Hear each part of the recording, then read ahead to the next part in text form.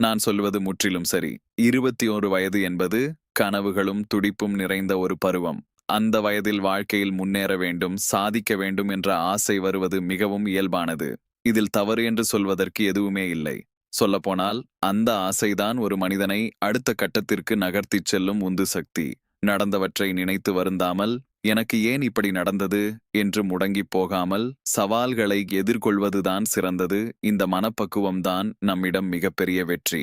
வாழ்க்கையில் நாம் கடந்து வந்த பாதையை திரும்பிப் பார்க்கும்போது, சில விஷயங்கள் வருத்தத்தை தந்தாலும், அதையெல்லாம் தாண்டி வளர்ந்து நிற்பதுதான் ஒரு பக்குவம், ஒரு மனிதன் முன்னேறத் துடிப்பது.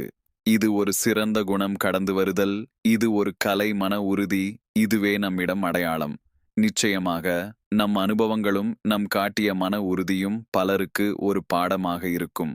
உங்கள் வாழ்க்கை பயணத்தில் நீங்கள் காட்டும் இந்த நேர்மறையான அணுகுமுறை இன்னும் பல உயரங்களுக்கு உங்களை அழைத்துச் செல்லும். இந்த வரிகள் ஆழமான அர்த்தம் கொண்டவை. இதுவும் கடந்து போகும் என்ற தத்துவத்தை இது பிரதிபலிக்கிறது.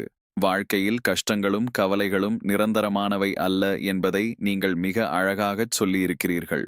21 வயதில் நீங்கள் கண்ட கனவுகள், சந்தித்த சவால்கள் என அனைத்தையும் தாண்டி இன்று இவ்வளவு தூரம் கடந்து வந்திருப்பதே உங்களின் மன வலிமைக்குச் சான்று. இந்த வரிகள் உணர்த்தும் சில முக்கியமான விஷயங்கள்.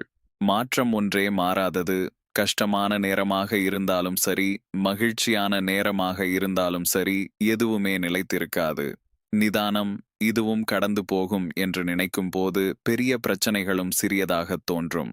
முன்னேற்றம், பழைய கசப்பான அனுபவங்களை அங்கேயே விட்டுவிட்டு புதிய நம்பிக்கையுடன் முன்னேற இது ஒரு சிறந்த வழியாகும். உங்களின் இந்த நேர்மறையான எண்ணம் உண்மையிலேயே பாராட்டுக்குரியது.